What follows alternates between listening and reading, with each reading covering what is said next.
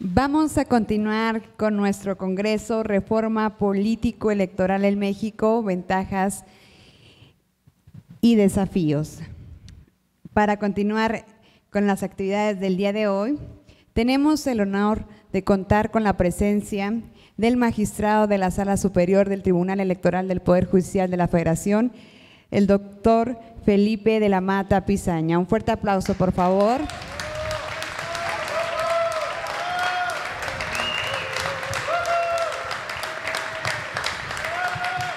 Asimismo, está presente la secretaria de Estudio y Cuenta, Roselia Bustillo Marín. Un fuerte aplauso, por favor.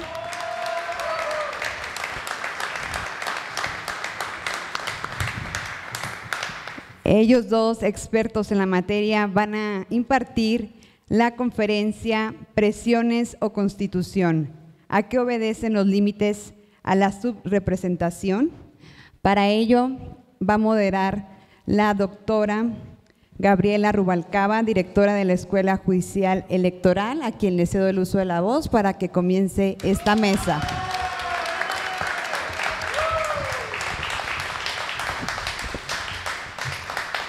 Muchísimas gracias, muy buenas tardes a todas, a todos. De verdad es un gusto moderar la conferencia magistral de nuestro querido magistrado Felipe de la Mata Pisaña y mi querida amiga Roselia Bustillo Marín.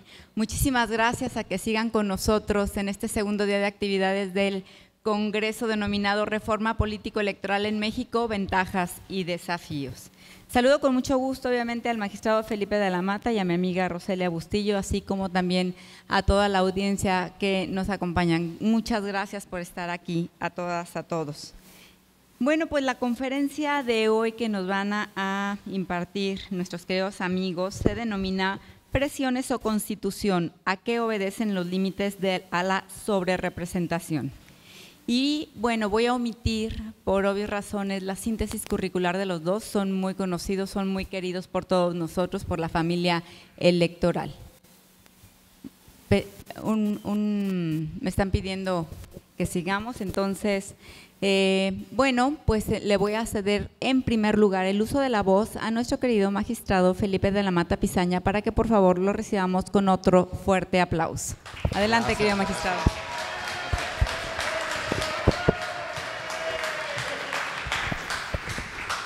Muchas gracias, querida Gaby. De verdad es un gusto, un honor estar aquí con todos ustedes. De verdad les agradezco mucho también este efusivo saludo, se los agradezco de todo corazón.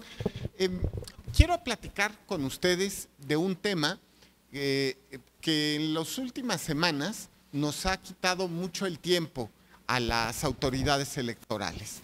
Lo digo así, quitado el tiempo, porque, vamos a decirlo, la verdad es que era un problema jurídicamente sencillo, casi diría evidente, pero se creó un problema que no existía.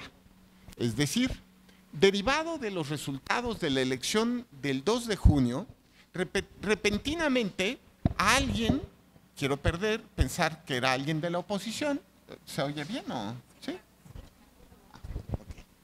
¿Así? Va.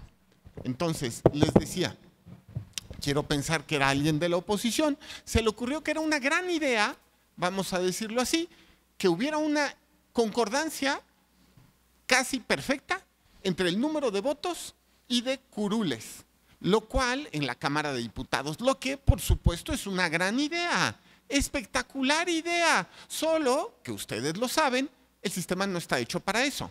Ahorita voy a platicar del tema.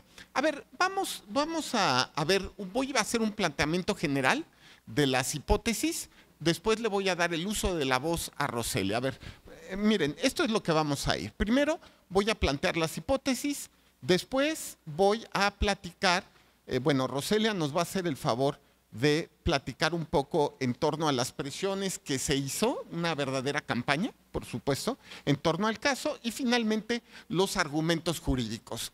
A ver, ahora la siguiente. Otra vez, miren, a ver, vamos a partir del supuesto. Estábamos a un caso que se resolvía by the book, así lo digo, by the book. Constitución, ley, acuerdo, precedentes, jurisprudencia, todo iba en el mismo sentido en el que se ha hecho desde el año 2009. Pero a alguien se le ocurrió, qué gran idea que haya una perfecta correlación entre votos y escaños, ¿no? Es decir, es como si yo tuviera un coche y dijera, qué genial idea, que los coches también puedan volar. Pues sí, es muy buena idea, solamente que el carro no está diseñado para volar, es decir, tendríamos que rehacer el diseño y hacer otro aparato y probablemente pudiéramos tener un carro volador, pero por lo pronto los coches no vuelan. Bueno, a ver, lo mismo, alguien muy inteligente se le ocurrió exigirle al sistema que hiciera algo para lo cual no está diseñado, pero ahorita lo vamos a platicar. Todos ustedes saben de electoral y lo entienden perfectamente. Todavía más, no solamente entramos en una discusión que no se había generado, porque si ustedes se dan cuenta, esta discusión donde había que llevarla era a la Cámara de Diputados y de Senadores para que modificaran la Constitución, la ley, y en consecuencia se modificaran los acuerdos del INE y ya no se siguieran los precedentes. Pero esa discusión quisieron llevarla al Tribunal Electoral y se generó, pues lo digo muy seriamente, pues una campaña para tratar de presionar a las autoridades electorales, primero al INE y después al Tribunal Electoral, para que no hicieran lo que dice la Constitución, la ley, el acuerdo del INE y todos los precedentes desde el año 2009. Y sorprendentemente, y lo digo en esos términos, los consejeros y magistrados, ex consejeros y ex magistrados electorales, que hasta ese momento habían ellos mismos dictado los precedentes, por ejemplo, en el año 2012, en el año 2015, ¿no? De repente se les ocurrió que era muy buena idea no hacer lo que ellos habían hecho. Es decir, era espectacular su idea, tan buena, pero se les ocurrió cuando ya no eran ni consejeros ni magistrados, ¿no? Entonces se pusieron a gritar y todo el mundo gritó, de tal manera que parecía que la Sala Superior estaba obligada éticamente a no seguir la Constitución, la ley, los precedentes, ¿de acuerdo? A ver, este caso nos sirve para entender la circunstancia en la que nos encontramos, donde, lo digo con mucho respeto, pero también con claridad porque estamos en un foro científico, ¿de acuerdo? Claramente se puede ver, constatar y comprobar que hubo una campaña de presión pura y dura. No necesariamente la presión es ilícita, ustedes lo entienden. Ahorita vamos a ver varios casos de presión, no estoy diciendo que sean delitos en modo alguno, algunos sí, porque hay un par de amenazas de muerte, ¿de acuerdo? Que aquí traigo vistas, pero la gran mayoría no lo son, ¿de acuerdo? La gran mayoría solamente son presiones y tampoco esto es algo que no sea parte del sistema democrático y de la libertad de expresión, solamente analicémoslo. Algún día, si alguien quiere estudiar un caso evidente de presión hacia las autoridades electorales para presionarlas a que dejen de hacer lo que siempre han hecho, se puede analizar este caso. Y por eso este caso me parece interesante desde una perspectiva científica. Ahora, por otro lado, la reflexión que yo tenía era, ¿por qué se hizo esta presión? Y era evidente, era para que el tribunal llegara a un resultado diferente a aquel que salió de las urnas el 2 de junio. Era eso. Es decir, de alguna manera, personas afines a la oposición querían que el trabajo que no consiguió la oposición en las urnas se consiguiera a través de una decisión que sería contraria a la Constitución, contraria a la ley y contraria a todos los precedentes en el mundo electoral. Así de claro. ¿De acuerdo? Pero repito, lo voy a demostrar más adelante. Esto es el contexto justo y las hipótesis que voy a enseñar. Este caso de verdad podría escribirse es de laboratorio. Presión absoluta sobre el INE y el tribunal. ¿Para qué? Para que no obedezcan la Constitución. Y por eso, justamente, también puede ser un caso en el cual se haga evidente que a pesar de la presión, a pesar de la popularidad, a pesar incluso de las amenazas de muerte, pues lo que se tiene que hacer es no ceder a las presiones. Porque, perdón, cedes una vez y a partir de ahí vas a ser el presionable. Hasta ahorita a mí nadie me ha presionado, es decir, como bien decía don Leonel Castillo, no hay presiones sino presionados. Yo jamás me he sentido presionado, así de claro. ¿De acuerdo? Es decir, podrán decir, gritar, amenazar, pero sentirme presionado, yo jamás. Yo voy a tratar de hacer lo correcto, puedo equivocarme, soy humano, pero eso no significa que no actúe de acuerdo a mi conciencia. Bueno, a ver, entonces vamos a platicar un poco de este caso y de verdad, es que es un caso simple, perdón que lo diga, es sencillo, era evidente, nada más que se generó una campaña de presión. Ahora vamos a ver el caso y le pido a mi querida amiga Roselia Bustillo, una de las mejores abogadas electorales que tiene este país, para que hable de esta temática. Creo que Bueno, pues buenas tardes a todos, a todas, a todes. Antes que nada, pues agradecer la invitación y por estar acompañada de dos grandes amigos y una amiga de Gaby Rubalcaba y del magistrado Felipe de la Mata en esta mesa. Y también ver a muchas amigas y amigos conocidos aquí en el auditorio.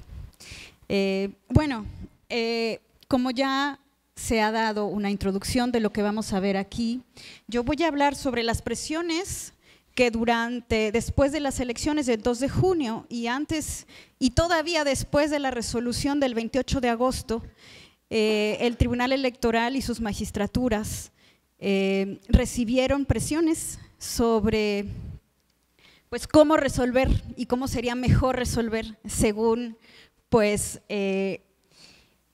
la sociedad, múltiples personas, actores políticos, academia, personas de la sociedad civil, exfuncionarios electorales, tanto del ámbito administrativo como jurisdiccional, fueron presionando poco a poco en diversos medios de comunicación, en las redes sociales y bajo distintos, podríamos decir, formas de presionar. Entonces, aquí realmente, como ya se dijo, es que se creó un problema jurídico que se divulgó en toda la sociedad, en la ciudadanía, que era el que debía resolverse sin considerar, creo, realmente qué dice la Constitución, qué se había dicho en el acuerdo del INE, cómo se habían puesto las reglas previamente a las elecciones.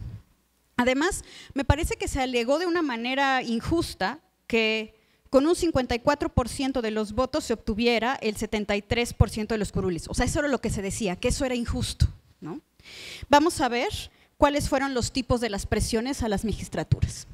Y estas fueron, como les decía, ¿no?, partidos políticos, sociedad civil, el empresariado, el clero, las asociaciones civiles, la academia, algunos bots también y troles en redes, que esos no faltan, ¿no?, para nada, nunca, para cualquiera que escribe ahí aparecen.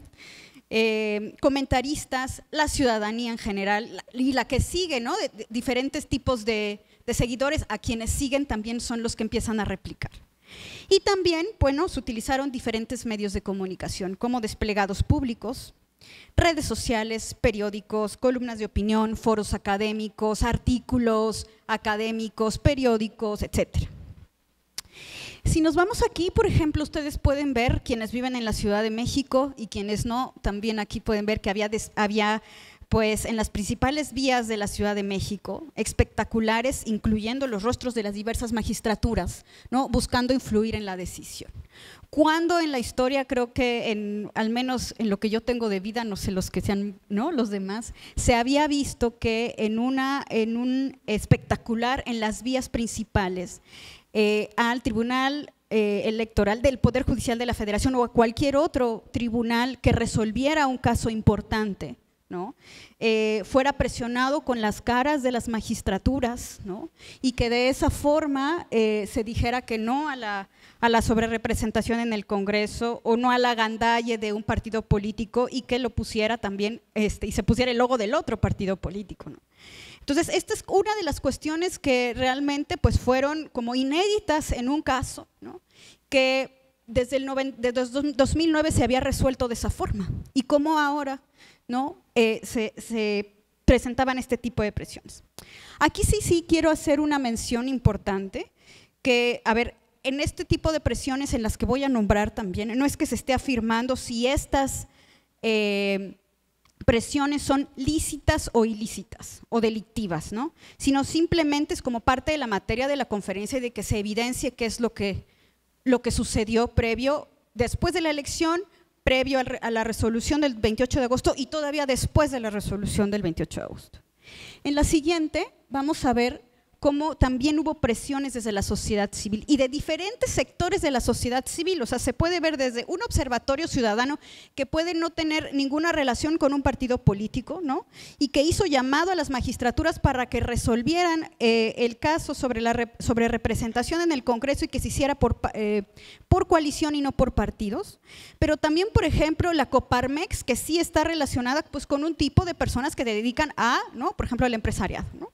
Y que también 5 días antes del 28 de agosto también emitieron comunicados específicos que el Tribunal Electoral tenía que asumir una responsabilidad histórica en beneficio de México, ¿no?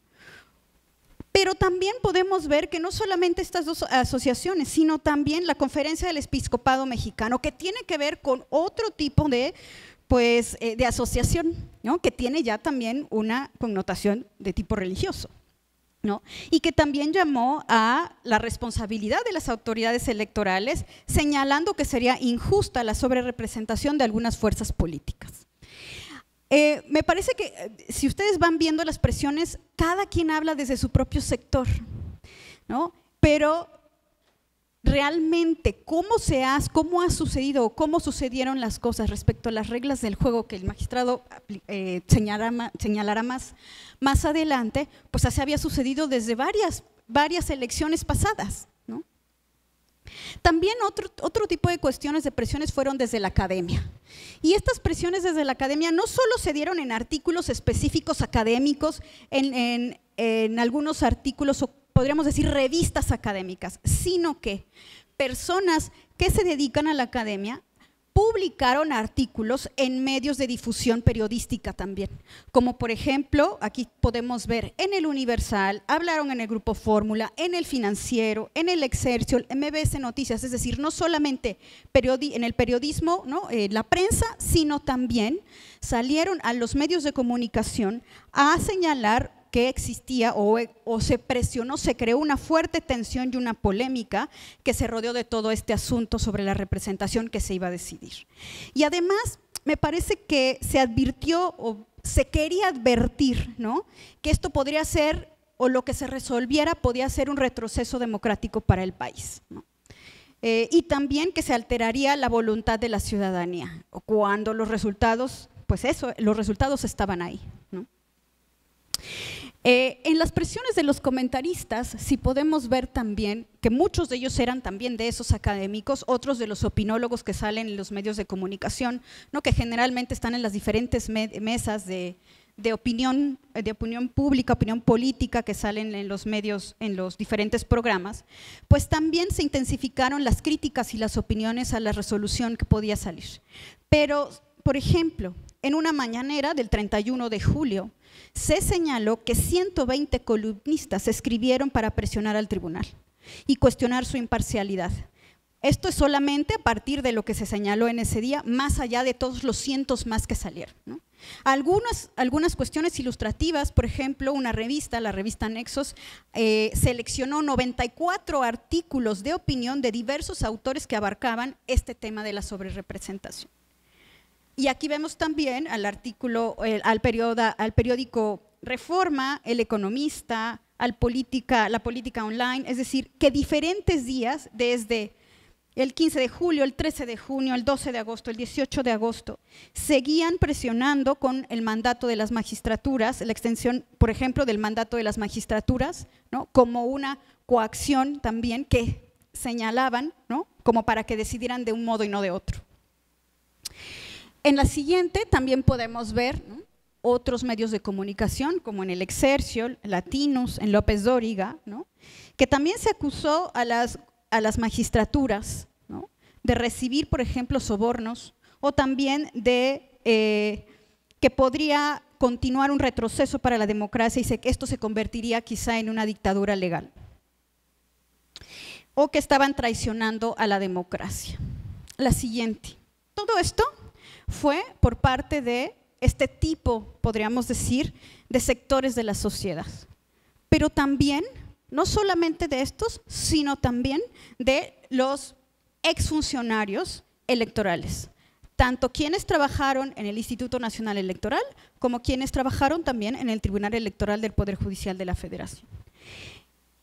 Tanta presión tuvieron que también señalaban que si no lo hacían de una forma en decidir el caso conforme a las coaliciones y no conforme a los partidos políticos, implicaría distorsionar la histórica representación democrática, ¿no?, que se buscaba desde las últimas décadas. Sin embargo, podemos ver que los criterios del tribunal y la ley y la Constitución había sido aplicada por ellos mismos en procesos anteriores.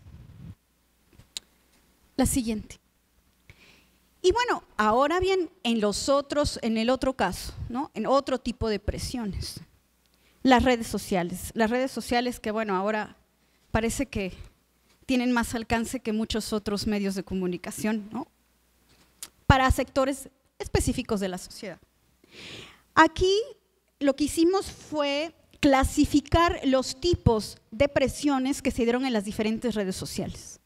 Por ejemplo, ustedes aquí podemos ver como insultos, ¿no?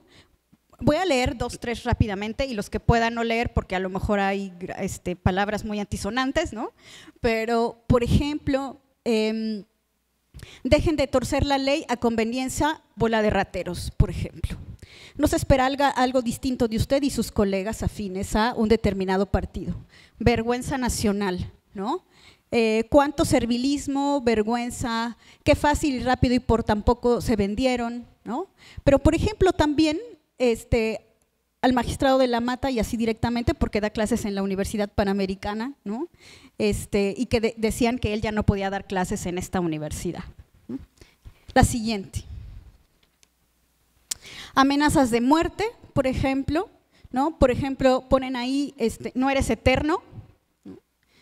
Bueno, nadie es eterno, ¿verdad? Pero unos somos más eternos que otros y otros menos eternos que otros. Tranquilos, jamás en la vida, ¿no? Vendepatrias, no vuelven a dormir, ¿no? Es criminal lo que hizo, pero los voy a ver como gusanos, ¿no?, por ejemplo, etcétera. La siguiente. Y bueno, por ahí decía que recibirían el beso de Satanás. Las amenazas físicas y las amenazas laborales, por ejemplo, dicen que si esto hubiera pasado en Estados Unidos, pues hubieran recibido, etcétera, etcétera, no voy a decir la palabra, ¿no?, por traidores, ¿no? No van a tener tranquilidad el resto de sus vidas, por ojetes, ¿no? Y bueno, así, ojalá no puedas dormir en las noches mientras destruyen al Poder Judicial, ¿no?, y disfruta el regalo que te dieron, etcétera. La siguiente. Varios reproches también, ¿no? Son infundados los agravios, es importante la pluralidad, los contrapesos, la democracia. Sí, pero debe de interpretarse el contexto no solo de los partidos políticos, traición de los 3 magistrados, ¿no?, etcétera. La siguiente. Leo allá atrás porque aquí está muy chiquita la letra, entonces mejor acá para, ¿no? Y también, por ejemplo, aquí hay otros más. Te hubieras mantenido como la magistrada que votó solamente distintamente a los otros 4, ¿no? Teníamos la esperanza en ti, la cordura, en tu conciencia quedará la destrucción de México. La traición de las magistraturas es una descarada renuncia a su deber de proteger la integridad electoral. Se doblaron al régimen, ¿no? La siguiente. Esas son solamente algunas de los cientos y miles que se recibieron en las diferentes cuentas de las magistraturas del magistrado ponente. Pero también en Facebook y en Instagram, ¿no? Por ejemplo, aquí hay algunas, ¿no? te vas a cargar a todo un país por unos cuantos pesos o puestos. Ganaron con el 60% y les regalan una mayoría calificada para deshacer a su país a su antojo. Lo bueno es que aseguraste, ¿no?, más tiempo en 3 años y cumplieron y no serán tocados por la reforma judicial, etcétera. La siguiente. Hasta ahí podemos ver, esos son también algunos que se dieron en Facebook y en Instagram. No queríamos llenarlos de todo lo demás porque realmente así reiteradamente todo el tiempo, imagínense durante, pues del 2 de junio hasta actualmente. ¿Cuánto tiempo llevan recibiendo presiones la judicatura electoral? Hasta aquí podríamos decir que si ustedes ven todo ese contexto de presiones, ¿qué tendría que haber hecho la persona juzgadora que tenía en sus manos resolver eso que según tenía en sus manos el futuro del país? No ceder a las presiones y creo que solamente obedecer a la Constitución. Y en este caso de la representación proporcional, la interpretación que se hizo, van a ver, ahora que se explique el caso, ¿no?, que el mandato constitucional realmente fue imparcial, razonable y fiel ¿a qué? Simplemente a lo que ya existía, precedentes y la norma y la Constitución. Con eso yo terminaría. Muchas gracias.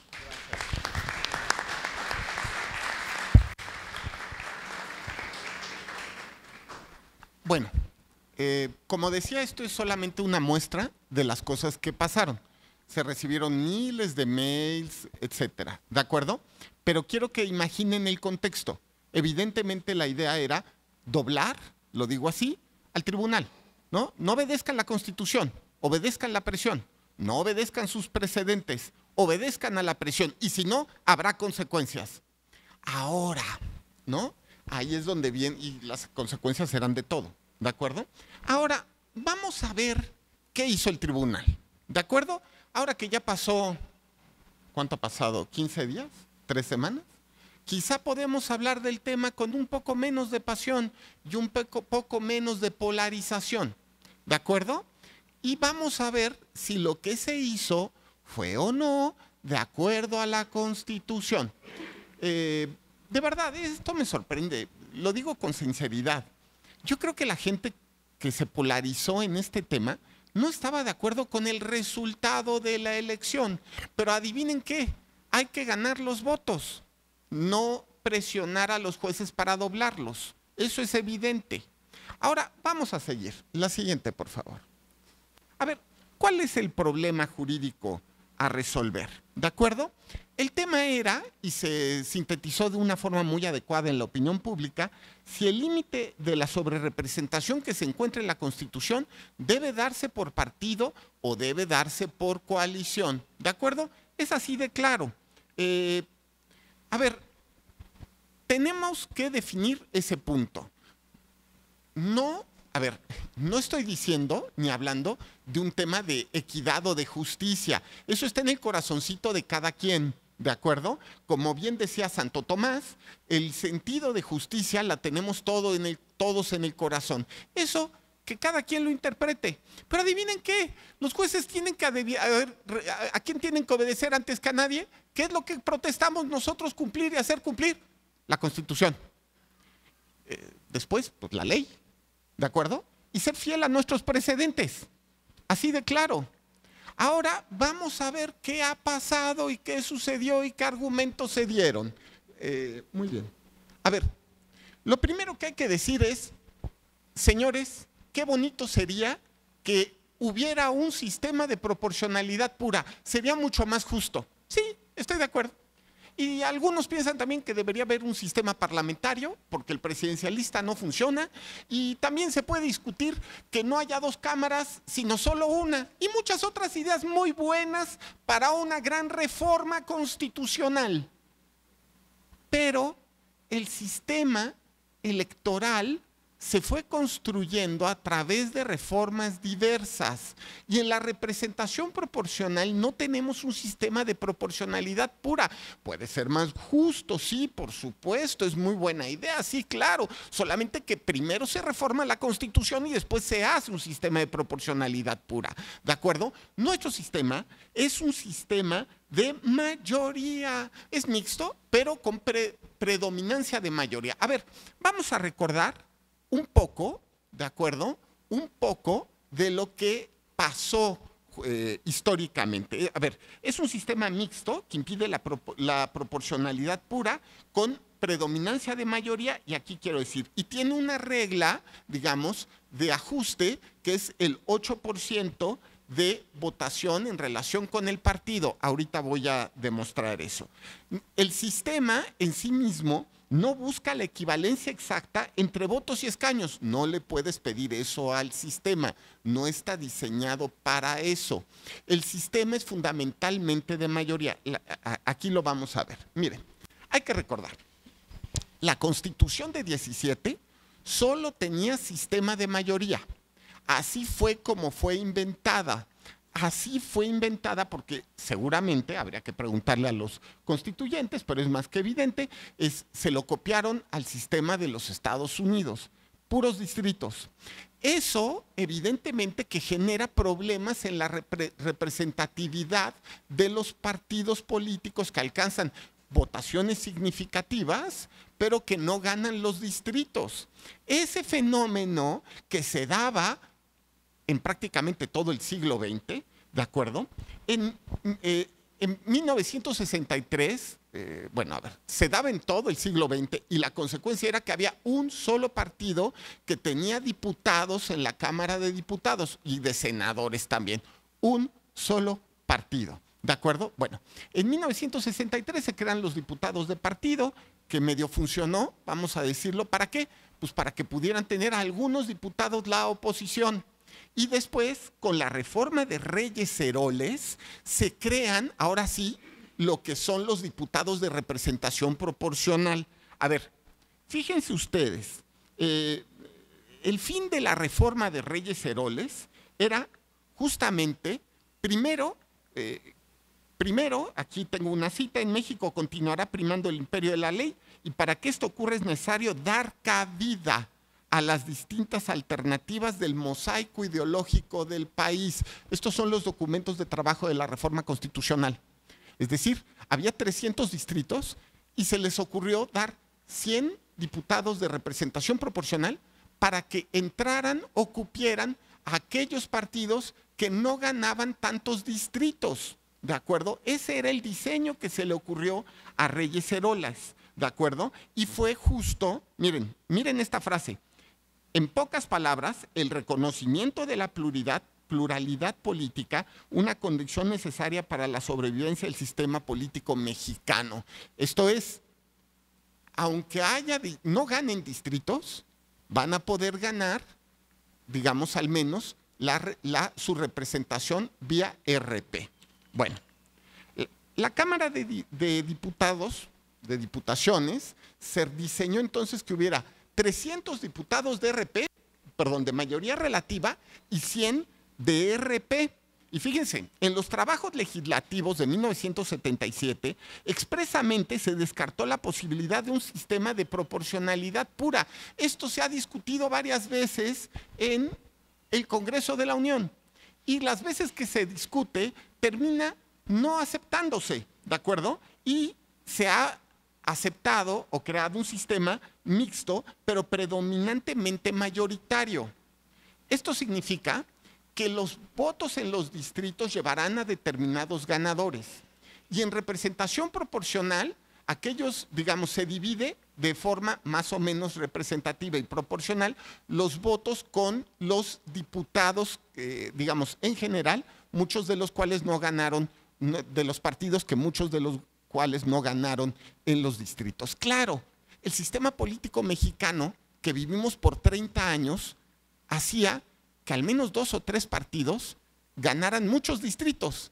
Entonces, en la RP, pues, digamos, la RP se nos olvidó de alguna manera para qué fue diseñada, ¿de acuerdo?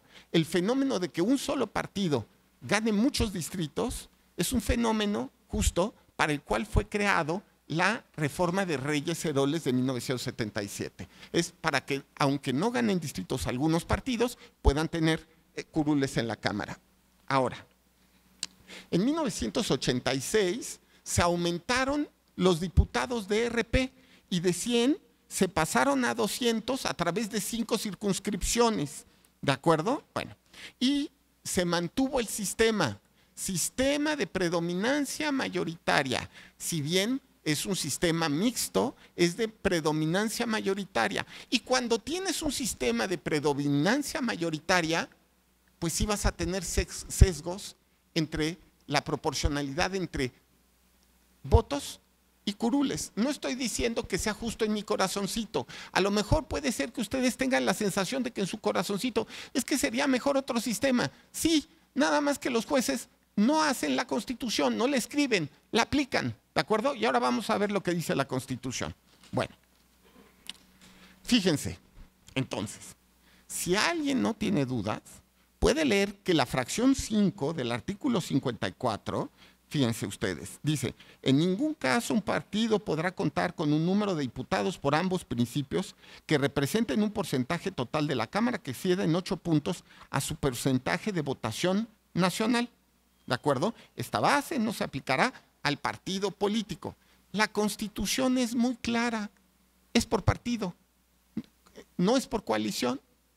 Puede no gustarme, ya me doy a entender, pero es lo que dice la Constitución. A ver, todavía más, la legislación secundaria lo repite, ¿de acuerdo? Aquí está, lo pueden leer. En ningún caso un partido político podrá contar con un número de diputados. Luego se oían unas discusiones muy interesantes, ¿no? Es que hay que interpretar la fracción primera con la quinta, la tercera con la quinta. Y son cosas interesantísimas e inteligentísimas, que por cierto, nunca se ha hecho esa interpretación. Es decir, ¿qué hubiera pasado? A ver, es que yo me lo planteaba, no crean que no pensé esto, o sea, de verdad. En alguna entrevista me preguntaban, oiga, ¿y usted cómo se siente después de haber votado? Y le dije, muy contento, ¿no? ¿Por qué? Porque me siento con la satisfacción del deber cumplido. Y aquí viene el tema. Hicimos lo que teníamos que hacer, ¿de acuerdo? Ahora, vean ustedes, ¿de acuerdo?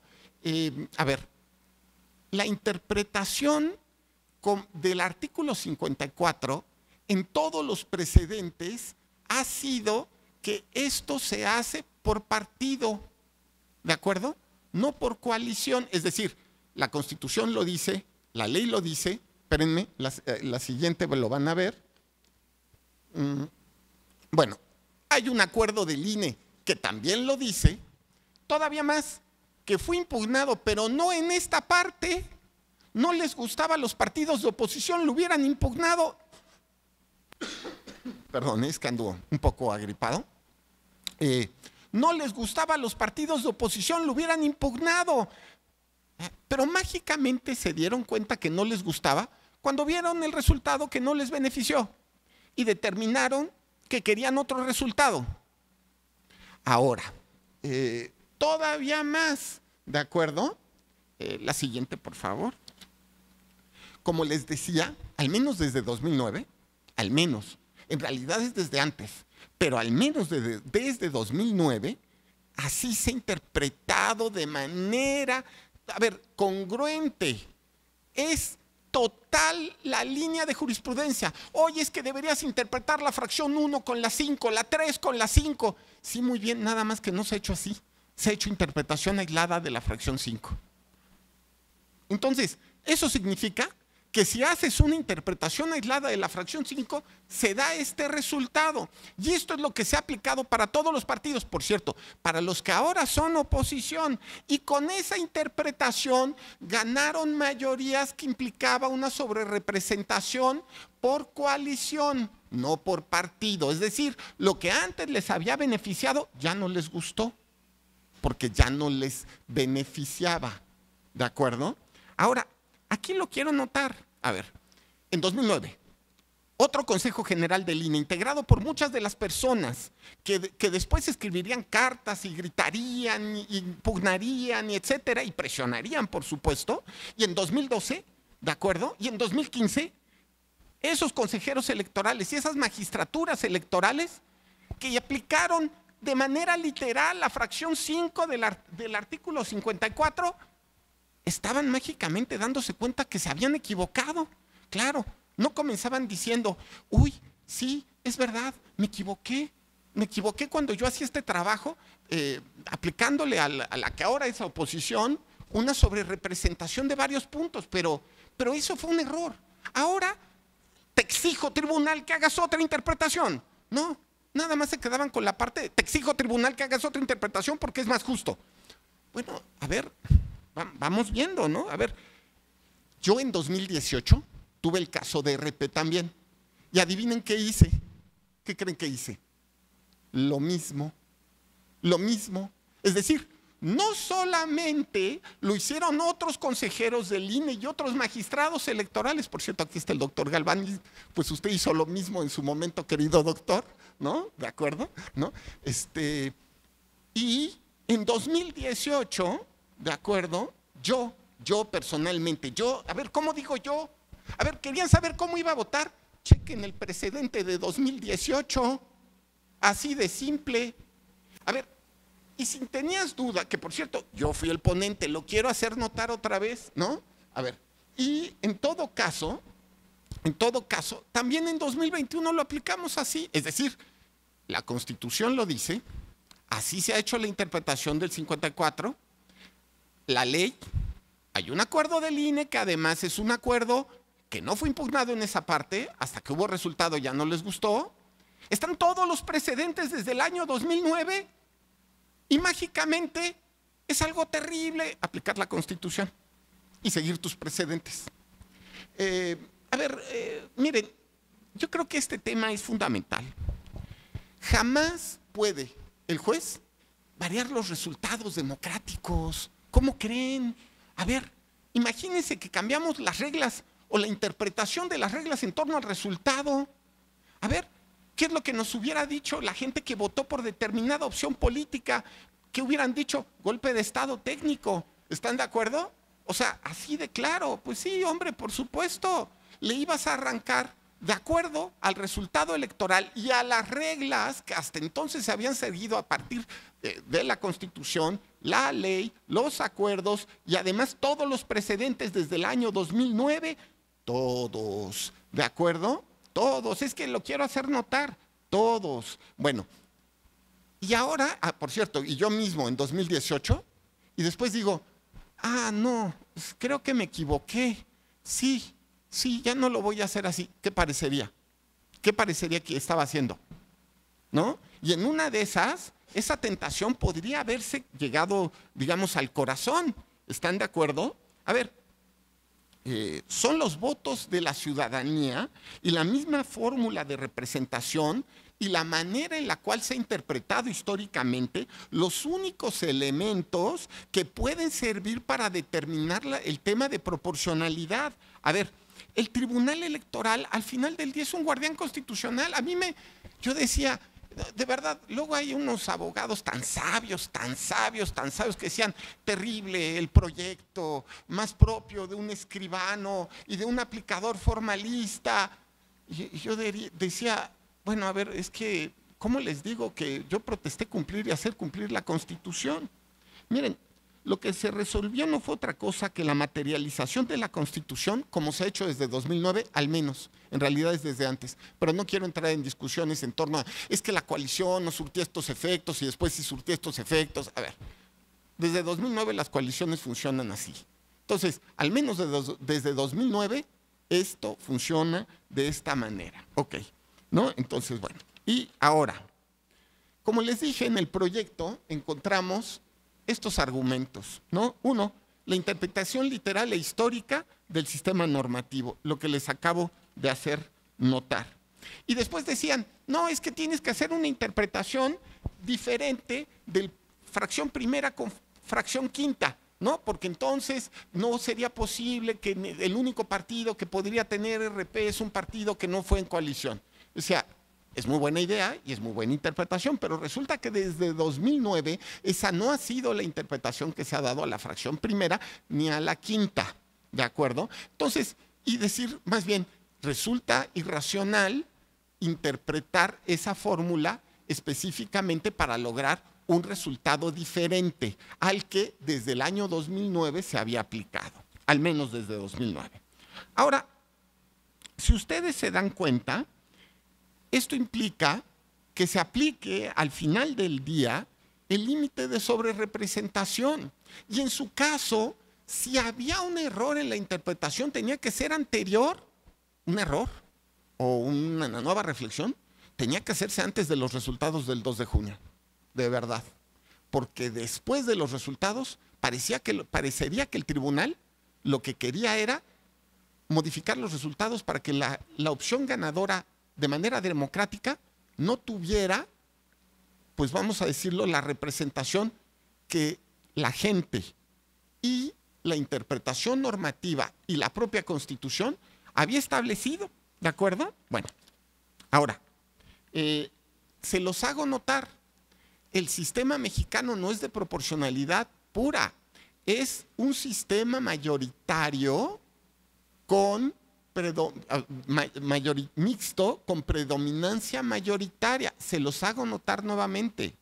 No podemos pedirle a un coche que vuele. No exijamos al sistema que haga algo para lo cual no está diseñado.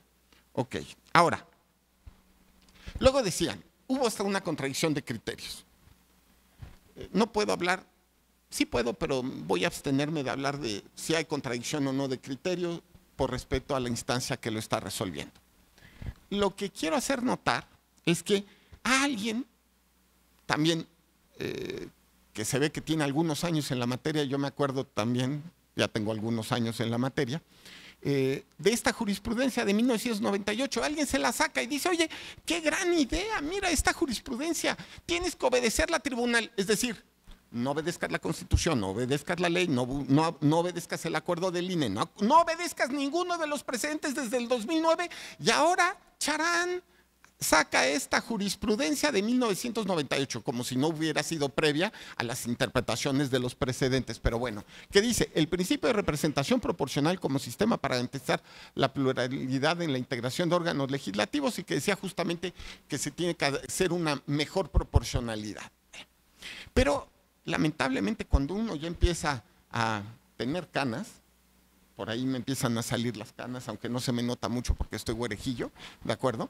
Entonces, miren, cuando uno empieza a tener canas, te acuerdas de las cosas que pasaban en 1998. Yo entré al tribunal en el 97 y me acuerdo de esto perfectamente.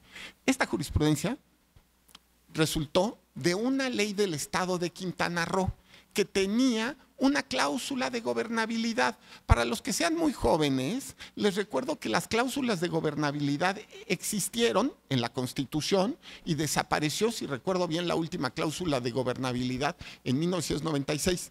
A través de la cláusula de gobernabilidad, al partido que ganaba el mayor número de votos, digamos así, se le daba lo necesario para tener la mayoría calificada, ¿no? Es decir, le daban como un copeteado para que su mayoría fuera importante, ¿no? Ahora, ojo, desaparece en 1996 de la Constitución la cláusula de gobernabilidad y en 1998 la Corte resuelve un tema en torno a una ley de Quintana Roo. La ley de Quintana Roo tenía una cláusula de gobernabilidad. Y entonces la Corte dice, es inconstitucional la cláusula de gobernabilidad de Quintana Roo, y dice, porque además no genera una mejor proporcionalidad entre escaños, entre votos y escaños. ¿Ya se dieron cuenta que era otra litis? Es otra litis.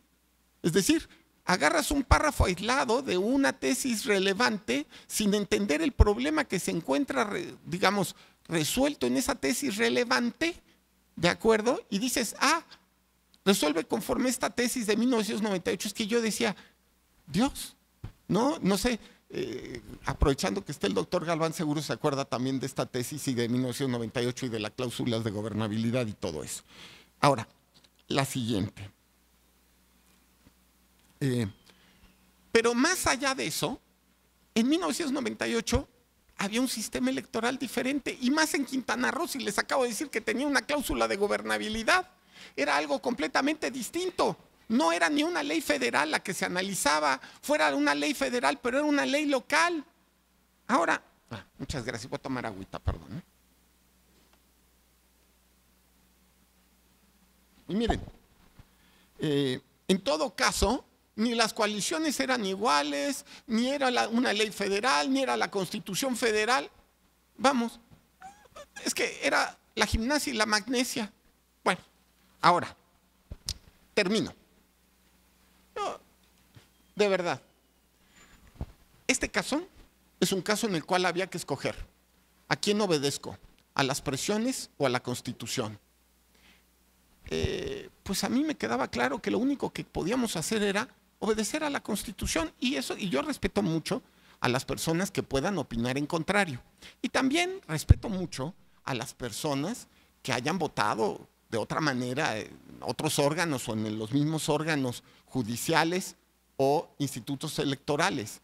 Ya me doy a entender, lo respeto, solamente que estos son los argumentos que tenía, digamos que tenía este caso. Ni me parecen irracionales, ni me parece tampoco que tenía que cederse ante las presiones. Una vez que cedas a las presiones y a partir de ahí te volviste, perdón que diga, pues el puerquito, ¿no? Donde lo van a estar constantemente. Por cierto, de todas formas, lo han hecho muchas veces. Habría que decirles, pues no hay presiones sino presionados. Y yo hasta ahorita nunca me he sentido presionado. Era un caso fácil, de verdad, era un caso fácil. Yo a mi juicio no veía dudas. Ahora, en todo caso, lo que se buscaba era que el tribunal incidiera en el resultado electoral, que lo cambiara, aunque esto, digamos, fuera contrario a la Constitución, a la ley y a todos los precedentes. Se tenían reglas claras desde el inicio del proceso electoral y las reglas tenían interpretaciones desde el inicio del proceso electoral. Y mágicamente todo el mundo descubrió lo injusto que era el sistema de RP después del resultado. Pues lo que les molestaba era el resultado, evidentemente, eso era.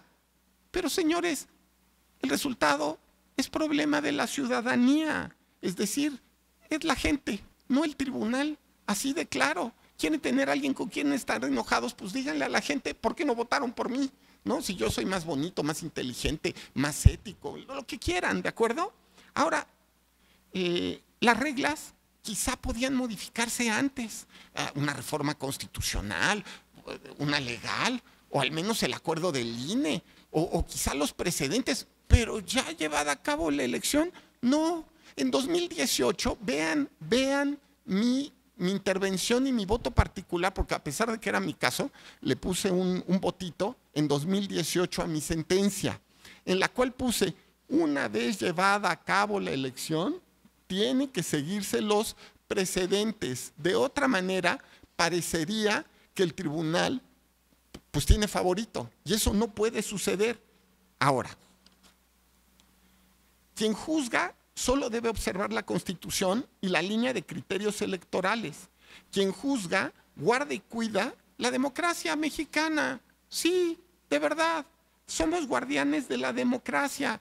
Ahora, dicen, aquí fue el tema, que decían, no, es que, como sucedió, si le dan la llamada sobre representación, que en realidad era simplemente integrar el Congreso, pero bueno, si integras el Congreso como dice la Constitución, la consecuencia va a ser que van a aprobar la reforma judicial. Bueno, a ver, yo desde diciembre u octubre del año pasado dije que personalmente a mí no me parecía buena idea que se eligiera a los jueces por voto, digamos, democrático.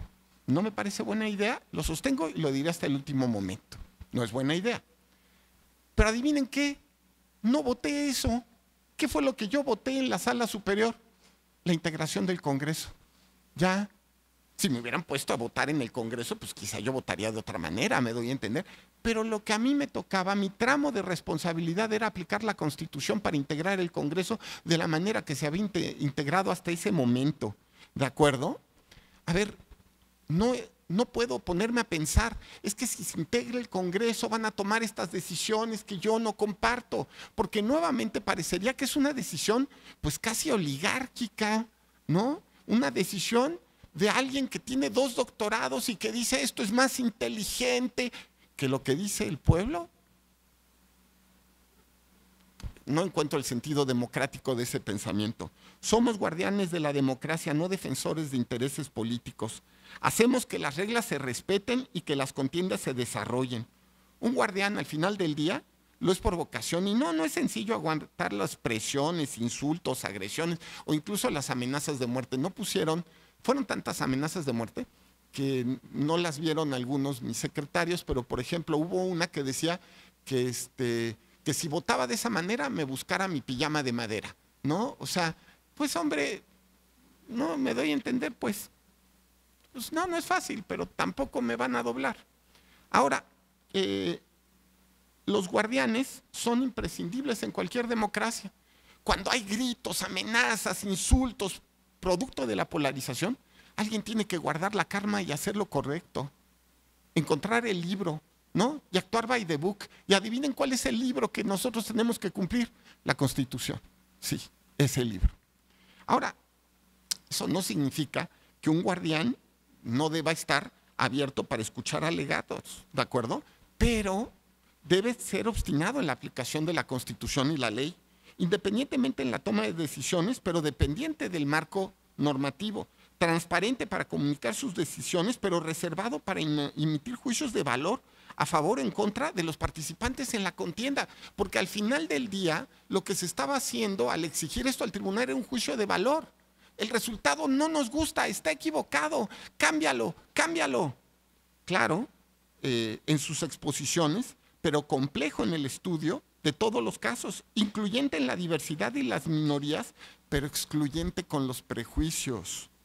Dinámico. A ver, esto es importante. No, por ejemplo, la oposición cuando gritaba era, no le des eso a el bloque mayoritario oficialista. Y era un prejuicio, ya me doy a entender. Esos no los puede tener el juez. Dinámico en su capacidad de resolución, pero estoico frente a presiones externas, justo para dictaminar e implacable en la aplicación de la ley, rápido para resolver. Por cierto, hay que presumir, la Sala Superior bajó su promedio de resolución a 8.5 días desde que llegue el caso a la resolución. Creo que ahora sí estamos, los márgenes de resolución ahora sí son los más rápidos de la historia del derecho electoral en promedio. Y solamente en REX estamos en el asunto 22,000. Entonces, vaya, habrá que hacer cuentas, pero en una de estas sí fue el proceso electoral federal con mayor número de asuntos y al mismo tiempo con mayor velocidad en su resolución, ¿no? Y debe ser, si bien rápido, pausado para meditar la causa de resolución y cercano con la voluntad de los electores y alejado de los intereses de grupos de poder. Bueno, con esto cierro. Quizá en algunos años alguien escriba un libro sobre este caso. Obvio respeto que haya opiniones en contrario. Por supuesto, respeto y admiro las inteligentes opiniones. Pero la pregunta que nos tenemos que hacer es si la sentencia fue contraria a la Constitución, si la sentencia fue contraria a la ley, acuerdos del INE, precedentes, precedente propio, y si esto fue contrario, y esto lo quiero hacer, si el tribunal tenía otra opción, porque esa es la pregunta que nos tenemos que hacer. Una vez ya llevada a cabo la elección, conociendo los resultados de la contienda, ¿podía el tribunal de verdad cambiar el sentido literal de la Constitución? ¿Abandonar todos los precedentes de 2009 y modificar el resultado? Sí, era una opción, es que se los quiero dejar. O más bien no, y lo que teníamos que hacer era lo que hicimos, ¿de acuerdo? En fin, dejo estas ideas y los invito por supuesto a que me sigan en redes sociales. Muchas gracias.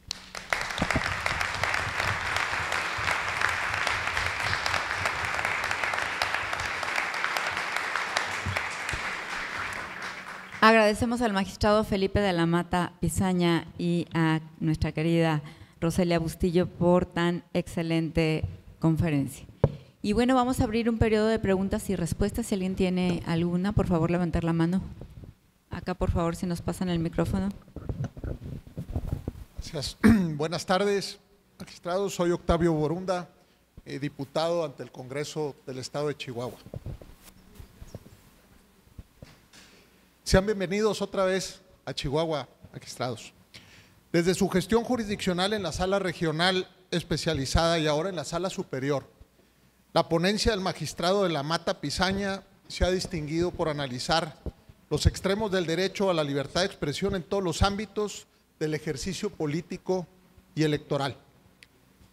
En este caso, atendiendo a que los derechos no son absolutos, como las presiones, en concreto los insultos y amenazas a la magistratura electoral, pueden ser reguladas, combatidas o sancionadas, o bien, ¿cuáles son las medidas que debe implementar la legislatura para proteger la independencia de quienes juzgan casos tan relevantes y que polarizan a la sociedad, como el caso de la representación proporcional, que ha quedado claramente expuesto?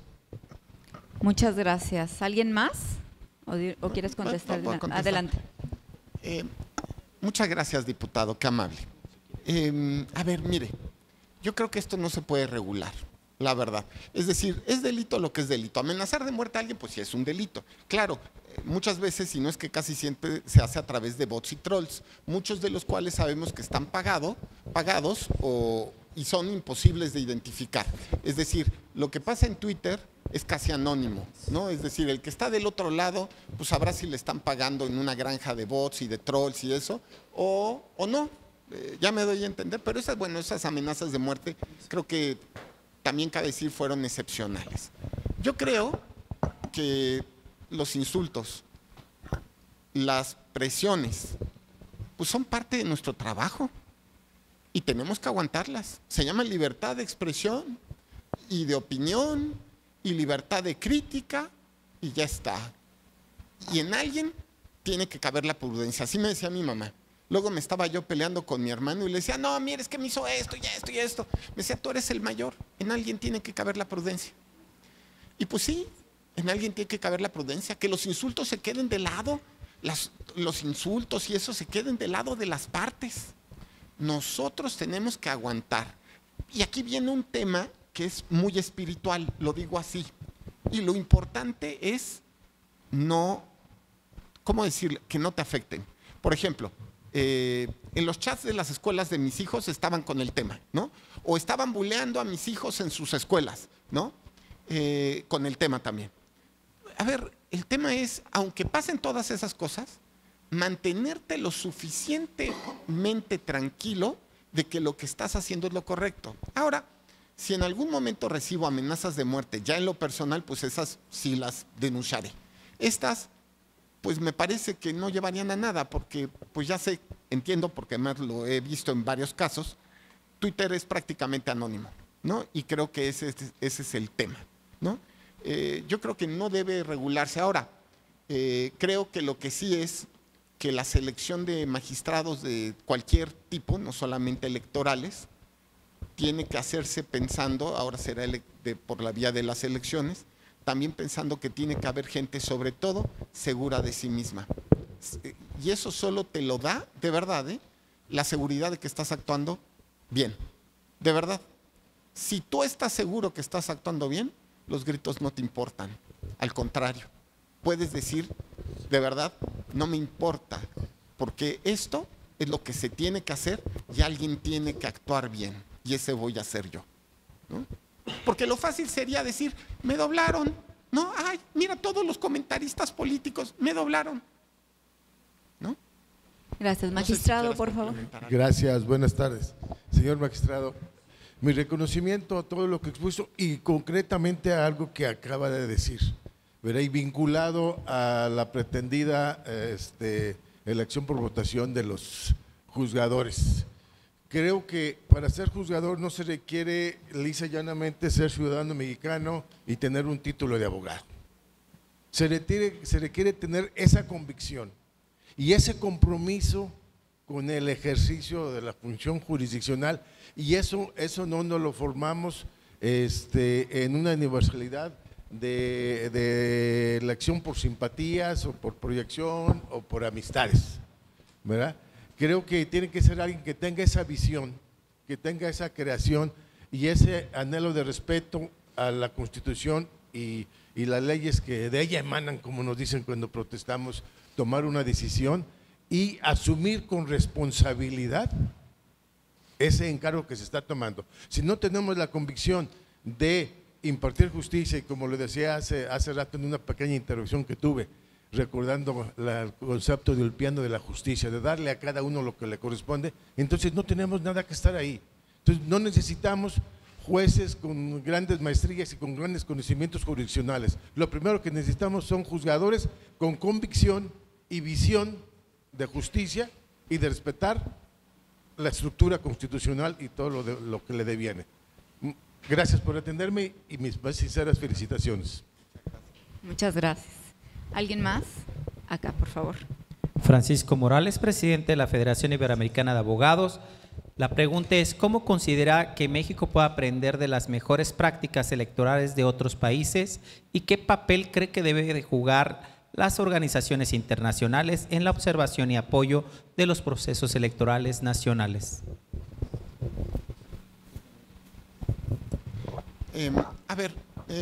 Voy a decir algo. Me parece que México ha sido ejemplo, al menos para Latinoamérica, si no es para el mundo.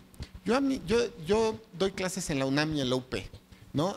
Aunque, bueno, ya iba a decir más temas de presiones, pero ¿para qué entramos a eso? ¿No? Bueno,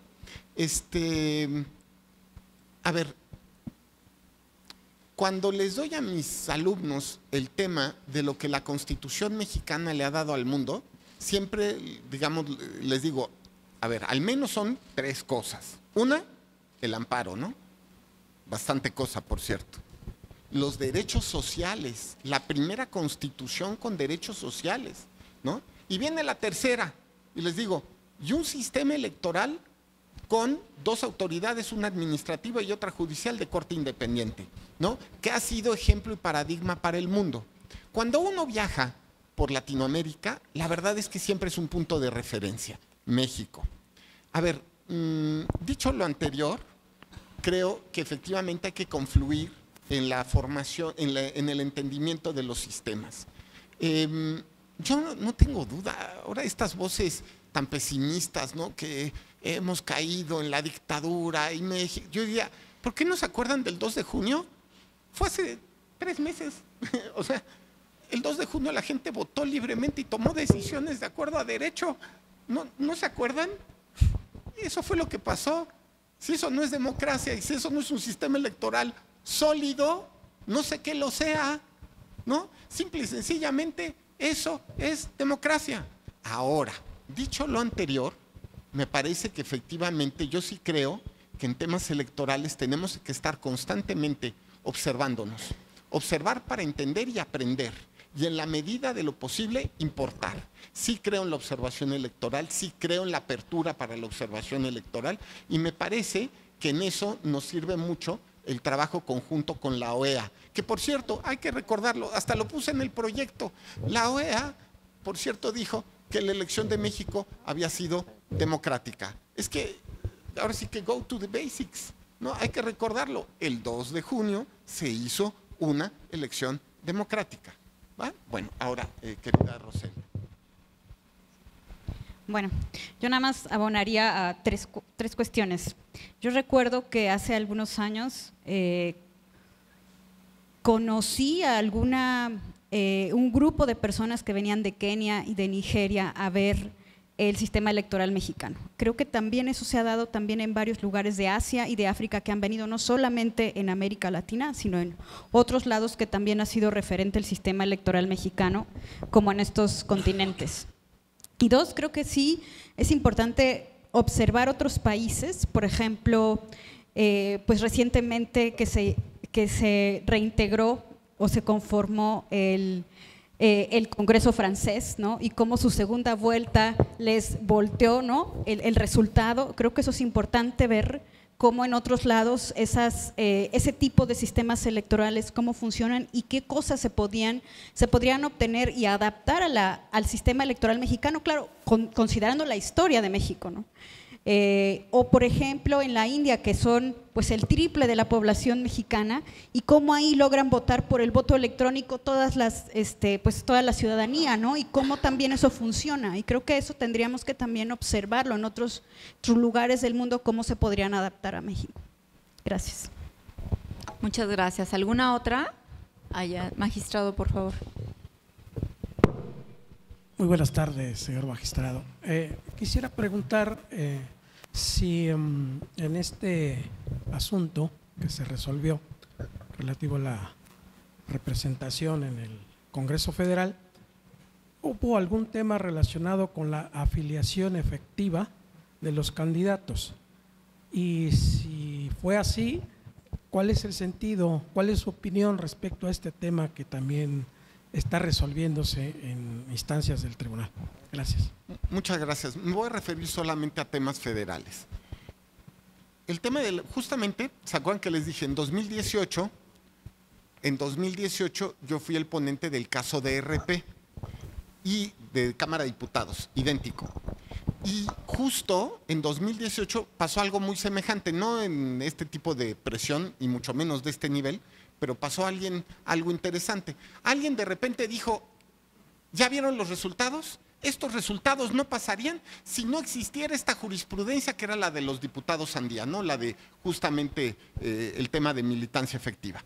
Y entonces llevan el caso en 2018 a la Sala Superior, ya celebrada obviamente la elección del 2 de junio, y dicen, tenemos una gran idea, que la jurisprudencia no se aplique. Y entonces yo dije, no, sí es una gran idea y tienen toda la razón, no debería aplicarse, pero adivinen qué, está vigente. El día de la elección estaba vigente y ni modo que cambiemos las reglas de interpretación, ya llevada a cabo la elección, ya se dieron, es que vuelve a ser lo mismo. Y entonces yo puse un voto que dije, es una idea maravillosa la de dejar de aplicar esta jurisprudencia, me parece maravillosa, pero llevada a cabo la elección no se pueden cambiar las reglas y mucho menos la interpretación de estas respecto del resultado, ¿no? Entonces dije, sin embargo, es muy buena idea y debe reflexionarse, y hasta le dijimos a nuestra dirección de jurisprudencia, piénsalo y proponos en su caso que se interrumpa la tesis de jurisprudencia. La verdad, nuestra dirección de jurisprudencia hizo su chambita, así, y nada más dijo, no, que no se interrumpe, y siguió en vigencia, ¿no? Y creo que sigue vigente, pero se encontró una forma de resolver el problema. Y fue el problema justamente resuelto en el año 2021, con el acuerdo general del INE en torno a la militancia efectiva. Un acuerdo previo a la elección, lo quiero hacer notar, de tal manera que el día de la elección las reglas eran claras y entonces ya no se haría lo que hasta ese entonces se había hecho porque el INE lo había establecido. Hay que recordar, en 2021 yo voté a favor de ese acuerdo y se estableció el principio de militancia efectiva para efectos de la asignación. Bueno, es que es importante hacerlo notar, por eso les quiero hacer notar la congruencia en el pensamiento en torno a los casos. Ahora, es decir, en 2018, con los resultados, ¿a alguien se le ocurre, digamos, que había que interrumpir la jurisprudencia para llegar a otro resultado? No me pareció razonable porque entonces parecía que lo que queríamos era modificar el resultado. Pero si era anterior al resultado, la toma de un acuerdo general, pues no me pareció, anterior a la elección, no me parecía mal, ¿de acuerdo? Bueno, ahora, lo segundo, que es casi tan importante de decir.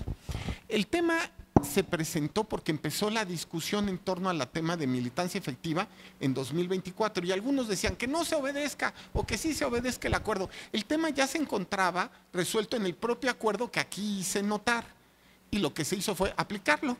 Entonces ya no hubo problema. Así que cuando llegó aquí, ya no había tema, ¿no? Simplemente se siguió el acuerdo respectivo. Aquí el tema fue sobre y subrepresentación, ¿no? Muchas gracias, magistrado. Bueno, pues entonces ahora, para cerrar, le vamos a pedir al doctor César Wong Meraz que venga para entregar los reconocimientos respectivos. Por favor, César. Y un aplauso, por favor, para nuestros ponentes.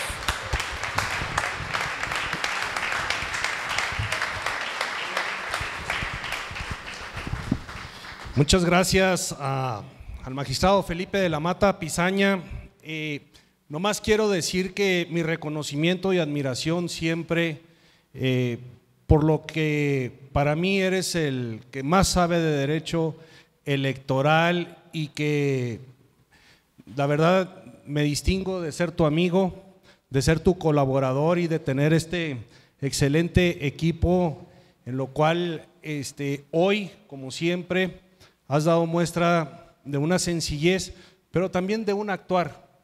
Para eso, hoy aquí en Chihuahua se han convocado 20 estados que verdaderamente vinieron a escucharte, a participar y a verte como siempre, como un líder. Felicidades, enhorabuena. Un fuerte aplauso, por favor.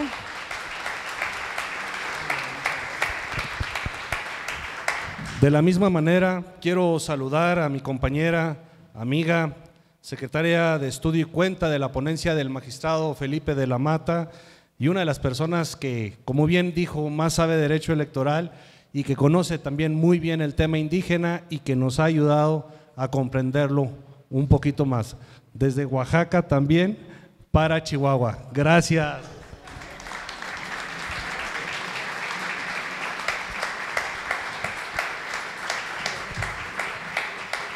Los americanos dicen last but not least. Al último, quiero decirles que esto no hubiera sido posible sin mi amiga, sin mi compañera, sin la directora de la Escuela Judicial Electoral, que hombro a hombro tuvimos que hacer desde hace mucho tiempo este evento y que pues suben unas cosas, bajan otras, reconociendo el esfuerzo del magistrado de la Mata, porque ayer todavía estaba medio en duda porque andaba enfermo, un poco delicado de salud y no, sí voy, sí quiero ir y todo, y la directora, no, verás que sí. Entonces ahí no estábamos, pero afortunadamente hemos hecho una mancuerna genial. Yo la admiro, la respeto y la valoro como siempre. La candidata eterna a la Sala Guadalajara, que pronto se dé. Felicidades, amiga. Gaby Rubalcaba. Gracias.